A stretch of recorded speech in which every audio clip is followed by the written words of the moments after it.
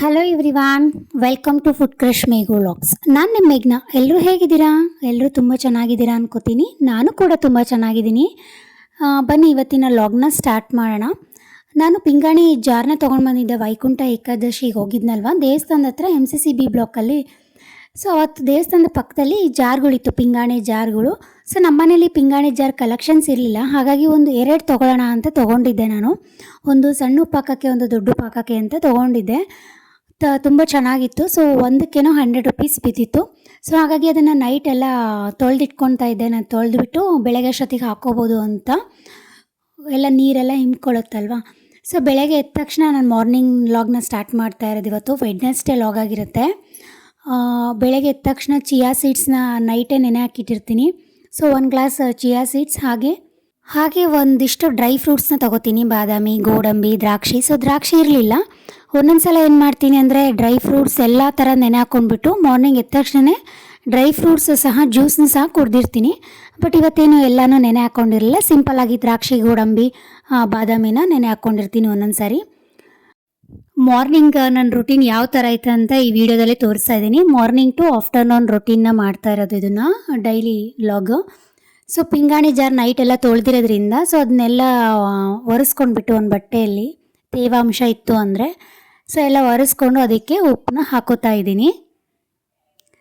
ಮೊದಲು ಉಪ್ಪು, ದೊಡ್ಡ ಉಪ್ಪು ಖಾಲಿ ಆಗಿಬಿಟ್ಟಿತ್ತು ಆಲ್ರೆಡಿ ಫುಲ್. ಅದನ್ನು ಡಬ್ಬ ತೊಳೆಯೋದಕ್ಕೆ ಇಟ್ಟಿದ್ದೆ. ಸೊ ಹಾಗಾಗಿ ಅದನ್ನು ತುಂಬಿಕೊಂಡು, ಸೊ ಸಣ್ಣ ಉಪ್ಪಿಂದು ಸಹ ಅದನ್ನು ಹಾಕ್ಕೊಂಡ್ಬಿಟ್ಟು, ಈಗ ಅದೆಲ್ಲ ರ್ಯಾಕೆಲ್ಲ ಸ್ವಲ್ಪ ಗಲೀಜಾಗಿಬಿಟ್ಟಿತ್ತು. ಸೊ ಹಾಗಾಗಿ ಅದನ್ನು ಸಹ ತೊಳ್ಕೊಂಡ್ಬಿಟ್ಟು ಎಲ್ಲನೂ ಒಂದೇ ಸಲ ಎಲ್ಲ ನೀಟಾಗಿ ಒರೆಸ್ಕೊಂಡ್ಬಿಟ್ಟು ವಾಶ್ ಮಾಡಿ ಇಟ್ಕೋತಾ ಇದ್ದೀನಿ. ಬಟ್ ಇನ್ನೂ ಸಣ್ಣ 2 ಪಿಂಗಾಣಿ ಜಾರ್ಗಳನ್ನು ತೊಗೊಳ್ಬೇಕಿತ್ತು ನಾನು. ಸೊ ಅಲ್ಲಿ ಹಾಕೋ ನನಗೆ ಇಷ್ಟ ಆಗಲಿಲ್ಲ. ಸೊ ನೆಕ್ಸ್ಟ್ ಟೈಮ್ ಎಲ್ಲಾದರೂ ಹೋದಾಗ ಒಂದು 250 ಗ್ರಾಮಷ್ಟು ಪಿಂಗಾಣಿ ಜಾರ್ನ ತೊಗೊಳ್ಳೋಣ ಅಂತ ಅಂದ್ಕೊಂಡಿದ್ದೀನಿ. ಏನಕ್ಕೆ ಅಂದರೆ ಒಂದು ಉಪ್ಪಿನಕಾಯಿಗೆ ಅಕಸ್ಮಾತ್ ಕೆಂಪು ಚಟ್ನಿ ಆ ಥರ ಏನಾದರೂ ಹಾಕ್ಕೊಳ್ಳೋಕ್ಕ ಅಂತ ತೊಗೋಬೇಕು. ನೆಕ್ಸ್ಟ್ ಟೈಮ್ ಎಲ್ಲಾದರೂ ಹೋದಾಗ ತೊಗೊಳ್ಳೋಣ. ಸೊ ಈಗೆಲ್ಲ ಕ್ಲೀನ್ ಮಾಡಿಕೊಂಡು ಮಾರ್ನಿಂಗ್ ಏನು ಟಿಫನ್ ಮಾಡೋದು ಅಂತ ಥಿಂಕ್ ಮಾಡುವಾಗ ಸೊ ಮೊಳಕೆ ಹುಳಿಕಾಳು ನೆನೆ ಹಾಕ್ಕೊಂಡಿದ್ದೆ, ಅದೆಲ್ಲ ಮೊಳಕೆ ಬಂದುಬಿಟ್ಟಿದೆ. ಸೊ ಹಾಗಾಗಿ ಅದರದ್ದೇ ಪಲ್ಯ ಮಾಡೋಣ ಅಂತ ಅನ್ಕೋತಾ ಇದ್ದೆ. ಯೂಶ್ವಲಿ ಮಾರ್ನಿಂಗ್ ಟಿಫನ್ ಎಲ್ಲ ನಮ್ಮ ಅಮ್ಮನೇ ಮಾಡಿರ್ತಾರೆ. ಸೈಡ್ ಏನಾದರೂ ರೊಟ್ಟಿ ಚಪಾತಿ ಅಷ್ಟೇ ಉದ್ದಿರ್ತಿದೆ. ಅವ್ರು ಇವತ್ತು ಹೊಲಕ್ಕೆ ಹೋಗಿರೋದ್ರಿಂದ ಸೊ ಮಾರ್ನಿಂಗ್ ಟಿಫನ್ನು ನಂದೇ ಬೀಳ್ತಾ ಇದೆ. ಸೊ ಹಾಗಾಗಿ ಥಿಂಕ್ ಮಾಡುವಾಗ ಏನು ಮಾಡೋಣ ಅಂತ ಅನ್ಕೋತಾ ಇದ್ದೆ. ಅಮ್ಮನೇ ಹೇಳ್ತಾಯಿದ್ರು ಇದ್ರದ್ದೇ ಪಲ್ಯ ಮಾಡಿಬಿಡು, ಹಾಗೆ ಸಾರು ಮಾಡು ಸಹ ಅದರಿಂದನೇ ಅಂತ. ಸೊ ಹಾಗಾಗಿ ಮೊಳಕೆ ಹುಳಿಕಾಳು ಪಲ್ಯ ಮತ್ತು ಅದರದ್ದೇ ಸಾರನ್ನ ಮಾಡ್ತಾಯಿದ್ದೀನಿ. ಯಾವ ಥರ ಮಾಡೋದು ಅಂತ ನೋಡೋಣ. ಒಂದೇ ಮೊಳಕೆ ಹುಳಿಕಾಳು ಒಂದರಲ್ಲೇ ತೊಗೊಂಡ್ಬಿಟ್ಟು ಅದಕ್ಕೆ ಸಾರು ಮತ್ತು ಪಲ್ಯ ಯಾವ ಥರ ಮಾಡೋದು ಅಂತ ಈ ವಿಡಿಯೋದಲ್ಲಿ ತೋರಿಸ್ತಾ ಇದ್ದೀನಿ. ಸೊ ಹಾಗೆ ಮೆಂತ್ಯ ಸೊಪ್ಪು ಇತ್ತು. ಸೊ ಹಾಗಾಗಿ ಮೇಥಿ ಚಪಾತಿ ಮಾಡೋಣ ಅಂತ ಸೊ ಚಪಾತಿ ಹಿಟ್ಟನ್ನು ಸಹ ಕಲಿಸ್ಕೊಂಡಿದ್ದೀನಿ. ಸಾಂಬಾರಿಗೆ ಏನು ಬೇಕು ಮತ್ತು ಪಲ್ಯಕ್ಕೆ ಏನು ಬೇಕು ಅಂತ ಎಲ್ಲ ತರಕಾರಿಗಳನ್ನು ಸಹ ಹೆಚ್ಕೊಂಡು ಮಸಾಲೆಗೆಲ್ಲನೂ ಒಂದೇ ಕಡೆ ಜೋಡಿಸ್ಕೊಂಡಿದ್ದೀನಿ. ಸೊ ಬನ್ನಿ ಈಗ ಯಾವ ಥರ ಮಾಡೋದು ಅಂತ ನೋಡೋಣ. ಸೊ ಒಂದು ಪ್ಯಾನಲ್ಲಿ ಒಂದು ಈರುಳ್ಳಿ, ಮೀಡಿಯಮ್ ಸೈಜ್ ಆಗಿರೋ ಒಂದು ಈರುಳ್ಳಿ, ಒಂದು ಟೊಮ್ಯಾಟೊನು ಹುರ್ಕೋತಾ ಇದ್ದೀನಿ ಎಣ್ಣೆಯಲ್ಲಿ.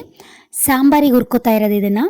ಹಾಗೆ ಒಂದು 4ರಿಂದ 5 ಎಸಳು ಬೆಳ್ಳುಳ್ಳಿ, 1 ಸ್ಪೂನಷ್ಟು ಎಣ್ಣೆನ ಹಾಕ್ಕೊಂಡು ಎಣ್ಣೆಯಲ್ಲಿ ಚೆನ್ನಾಗಿ ಹುರ್ಕೋಬೇಕು ಇದನ್ನು. ಸಾಂಬಾರಿಗೆಲ್ಲ ಹುರಿದಿಟ್ಕೊಂಡ್ರೆ ಪಲ್ಯ ತುಂಬ ಈಸಿ ಅದು ಮಾಡೋದು. ಸೊ ಹಾಗಾಗಿ ಮೊದಲಿಗೆ ಬಂದುಬಿಟ್ಟು ನಾನು ಸಾಂಬಾರಿಗೆ ಎಲ್ಲನೂ ಹುರ್ಕೋತಾ ಇದ್ದೀನಿ. ಈಗ 4ರಿಂದ 5 ಒಣಮೆಣಸಿನ್ಕಾಯಿ, ಒಂದು 3 ಸ್ಪೂನಷ್ಟು ಒಣ ಕೊಬ್ಬರಿ, 1 ಸ್ಪೂನಷ್ಟು ಜೀರಿಗೆ, 1 ಎಸಳು ಕರಿಬೇವು. ಸೊ ಎಲ್ಲನೂ ಹುರ್ಕೋತಾ ಇದ್ದೀನಿ ಎಣ್ಣೆಯಲ್ಲಿ ಚೆನ್ನಾಗಿ. ಮೀಡಿಯಮ್ ಫ್ಲೇಮಲ್ಲಿ ಇದನ್ನು ಚೆನ್ನಾಗಿ ಹುರ್ಕೋಬೇಕು. ಲಾಸ್ಟಿಗೆ ಒಂದು ಸ್ವಲ್ಪ ಕೊತ್ತಂಬರಿ ಸೊಪ್ಪನ್ನ ಹಾಕಿ ಬೆಚ್ಚಗೆ ಮಾಡ್ಕೋತಾ ಇದ್ದೀನಿ ಅಷ್ಟೇ ಅದನ್ನು. ಸೊ ಈಗ ಅದನ್ನು ಕಂಪ್ಲೀಟಾಗಿ ಕೂಲ್ ಆಗೋದಕ್ಕೆ ಬಿಡೋಣ. ಅಷ್ಟರಲ್ಲಿ ಇವಾಗ ನಾವು ಪಲ್ಯ ಮಾಡ್ಕೊಂಡು ಬಿಡೋಣ. ಸೊ ಒಂದು ಕಡಾಯಿಗೆ ಒಂದು 3ರಿಂದ 4 ಸ್ಪೂನ್ ಎಣ್ಣೆನ ಹಾಕ್ಕೊಳ್ಳಿ.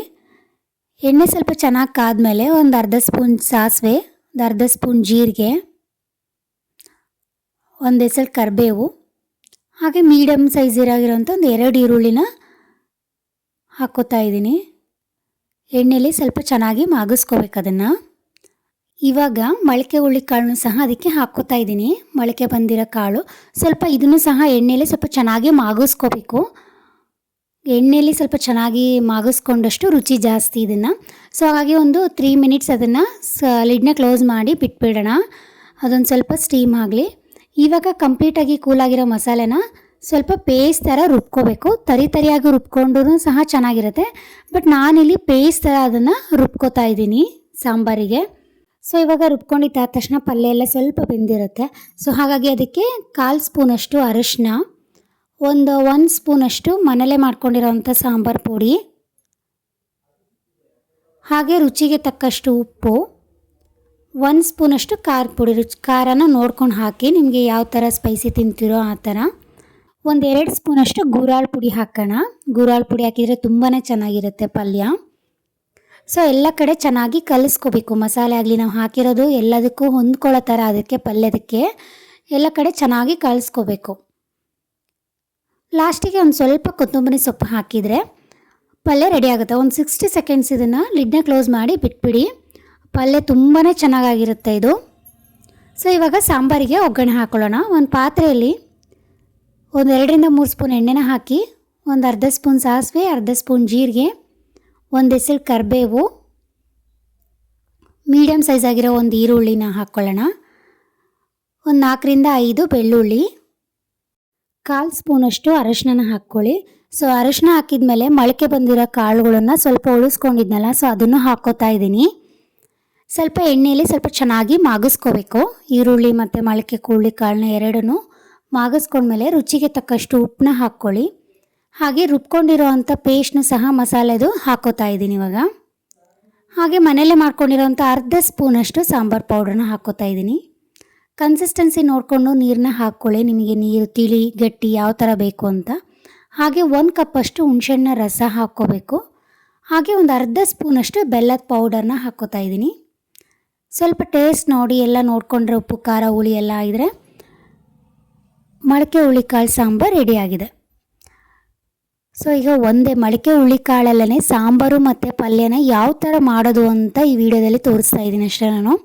ಹಾಗೆ ಎಲ್ಲ ಕೆಲಸ ಆದ ತಕ್ಷಣವೇ ಇವಾಗೇ ಎಲ್ಲ ಉಳಿದಿರೋ ಪಾತ್ರೆಗಳನ್ನೆಲ್ಲ ತೊಳ್ಕೊಂಡ್ಬಿಟ್ಟೆ. ಹಾಗೆ ಕೌಂಟರ್ ಟಾಪ್ನು ಎಲ್ಲ ಕ್ಲೀನ್ ಮಾಡಿಕೊಂಡು ನಾನು ಚಪಾತಿನ ಉತ್ಕೊಳ್ತಾ ಇದ್ದೀನಿ. ಆಲ್ಮೋಸ್ಟ್ ನಾನು ಯಾವಾಗಲೂ ನನ್ನ ವೀಡಿಯೋದಲ್ಲಿ ನೋಡಿರ್ತೀರ, ಆಲ್ಮೋಸ್ಟ್ ನಾನು ಯಾವಾಗಲೂ ಕೌಂಟರ್ ಟಾಪ್ ಮೇಲೇ ನಾನು ಚಪಾತಿ ಉತ್ಕೊಳ್ಳೋದು. ಅದಕ್ಕೆ ಸಪ್ರೇಟ್ ಮಾಡಿ ಯಾವುದೇ ಥರ ಇಟ್ಕೊಳ್ಳಲ್ಲ. ಉತ್ಕೊಳ್ಳೋಕ್ಕೂ ಮುಂಚೆ ಎಲ್ಲ ಪಾತ್ರೆಗಳು ಸೈಡ್ಸ್ ಪಾತ್ರೆಗಳನ್ನೆಲ್ಲ ಸಹ ತೊಳ್ಕೊಂಡ್ಬಿಟ್ಟೆ ನಾನು ಉದ್ದೋದಕ್ಕೆ ಸ್ಟಾರ್ಟ್ ಮಾಡ್ಕೋತೀನಿ. ಆಮೇಲೆ ಸಿಂಕಲ್ಲಿ ತುಂಬ ಜಾಸ್ತಿ ಆಗುತ್ತೆ ಅಂತ ನನಗೆ ಮತ್ತೆ ಜಾಸ್ತಿ ಆಗಿಬಿಡುತ್ತಲ್ಲ ತೊಳೆಯೋದಕ್ಕೆ ಲಾಸ್ಟಿಗೆ ಅಂತ. ಸೊ ಇವಾಗ ಬಿಸಿ ಬಿಸಿ ಚಪಾತಿ ಜೊತೆಗೆ ಮೊಳಕೆ ಹುಳಿಕಾಳು ಪಲ್ಯ ಹಾಗೆ ಸಾಂಬಾರು ಕೂಡ ರೆಡಿಯಾಗಿದೆ. ಪಕ್ಕದಲ್ಲಿ ಅನ್ನಕ್ಕೂ ಸಹ ಇಟ್ಟಿದ್ದೆ. ಸೊ ರೈಸು ಸಹ ರೆಡಿಯಾಗಿದೆ. ಸೊ ಅಡುಗೆ ಎಲ್ಲ ರೆಡಿ ಆಗ್ತಿದ್ದಂಗೆ ಸೊ ಹೊಲಕ್ಕೆ ಹೋಗಿದ್ರಲ್ಲ, ಸೊ ಎಲ್ಲರೂ ಮನೆಗೆ ಬಂದರು. ಸೊ ಅವರು ಎಲ್ಲ ಊಟ ಮಾಡಿಕೊಂಡ್ರು, ಚಪಾತಿ ಪಲ್ಯ ಅನ್ನ ಸಾರು.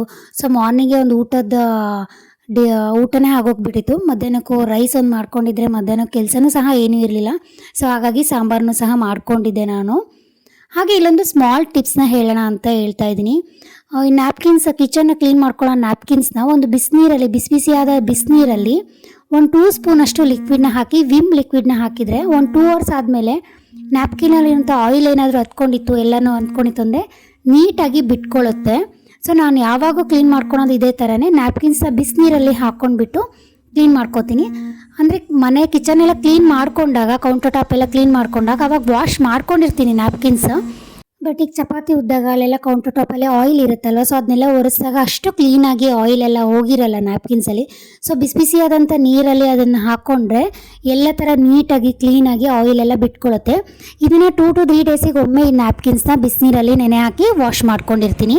ಹಾಗೆ ಮಾರ್ನಿಂಗ್ ಎಲ್ಲ ಟಿಫನ್ ಮುಗಿಸ್ಕೊಂಡು ಒಂದು 12 ಗಂಟೆ ಹಂಗೆ ಸ್ಮೂತೀಸ್ನ ಮಾಡ್ಕೊಳ್ಳೋಣ ಅಂತ ಅಂದ್ಕೊಂಡೆ. ಇವತ್ತು ಪೈನಾಪಲ್ ಸ್ಮೂತೀಸ್ನ ಮಾಡ್ತಾಯಿದ್ದೀನಿ. ಅದನ್ನು ಯಾವ ಥರ ಮಾಡೋದು ಅಂತ ನೋಡೋಣ. ಸೊ 1 ಕಪ್ಪಷ್ಟು ಪೈನಾಪಲ್, ಒಂದು 6 ಗೋಡಂಬಿ, ಒಂದು 10-12 ದ್ರಾಕ್ಷಿ, 1 ಸ್ಪೂನಷ್ಟು ಪಂಪ್ಕಿನ್ ಸೀಡ್ಸ್, 1 ಸ್ಪೂನಷ್ಟು ಸನ್ಫ್ಲವರ್ ಸೀಡ್ಸ್. ಮನೆಯಲ್ಲಿ ಯಾವ್ದಾದ್ರು Musk Milan seeds, water Milan seeds ಇದ್ದರೆ ಅದನ್ನು ಸಹ ತೊಗೋಬೋದು. ಹಾಗೆ 2 ಡ್ರೈ ಸ್ಟ್ರಾಬೆರಿನೂ ತೊಗೋತಾ ಇದ್ದೀನಿ. ಸ್ಟ್ರಾಬೆರಿ ಹಣ್ಣಿತ್ತು ಅಂದರೆ ಸಹ ಅದನ್ನು ಹಾಕ್ಕೋಬೋದು. ನಾನಿಲ್ಲಿ ಡ್ರೈ ಸ್ಟ್ರಾಬೆರಿನ ತೊಗೋತಾ ಇದ್ದೀನಿ. ಹಾಗೆ ಒಂದು ಅರ್ಧ ಕಪ್ಪಷ್ಟು ಹಾಲನ್ನ ಹಾಕ್ಕೊಂಡು ಇದನ್ನು ಸ್ಮೂತಾಗಿ ರುಬ್ಕೋಬೇಕು. ಇದನ್ನು ನನಗೆ ಸ್ಮೂತೀಸ್ ಅಂದರೆ ತುಂಬಾ ಇಷ್ಟ. ಈ ಥರ ಯಾವುದಾದ್ರೂ ವೆರೈಟೀಸ್ ಆಫ್ ಸ್ಮೂತೀಸ್ನ ಮಾಡ್ಕೋತಾನೆ ಇರ್ತೀನಿ. ಟಿಫನ್ ಮುಗಿಸ್ಕೊಂಡ್ಮೇಲೆ ಒಂದು 12 ಗಂಟೆ ಹಂಗೆ ಒಂದು ಸ್ಮೂತೀಸ್ನ ಯಾವುದಾದ್ರೂ ಕುಡಿತಾನೆ ಇರ್ತೀನಿ. ಆಲ್ಮೋಸ್ಟ್ ವೀಕ್ಲಿ ಒಂದು 2 to 3 ಡೇಸಲ್ಲಿ ಸ್ಕಿಪ್ ಆಗಿರ್ಬೋದು ಅಷ್ಟೇ. ಒಂದು 4 to 5 ಡೇಸ್ ಆಲ್ಮೋಸ್ಟ್ ಕುಡ್ದಿರ್ತೀನಿ. ಸೊ ಗ್ಲಾಸಿಗೆ ಸರ್ವ್ ಮಾಡ್ಕೊಂಡಿದ್ಮೇಲೆ ಚಿಯಾ ಸೀಡ್ಸ್ನ ಹಾಕ್ಕೋತಾ ಇದ್ದೀನಿ 1 ಸ್ಪೂನಷ್ಟು. ಹಾಗೆ ಪಂಪ್ಕಿನ್ ಸೀಡ್ಸು, ಸನ್ಫ್ಲವರ್ ಸೀಡ್ಸ್ನ ರುಬ್ಕೊಳ್ಳೋಬೇಕಾದ್ರೂ ಹಾಕ್ಕೋಬೋದು. ಬಟ್ ಇಲ್ಲಿ ಲಾಸ್ಟಿಗೆ ನಾನು ಹಾಕ್ಕೋತಾ ಇದ್ದೀನಿ ಬಾಯಲ್ಲಿ ಕ್ರಂಚಿನೆಸ್ ಸಿಗಲಿ ಅಂತ. ನಿಮಗೆ ಇಷ್ಟ ಇದ್ದರೆ ಸ್ಮೂತೀಸಲ್ಲಿ ಹಾಕ್ಕೊಳ್ಳೋಕ್ಕೂ ರುಬ್ಕೋಬೋದು.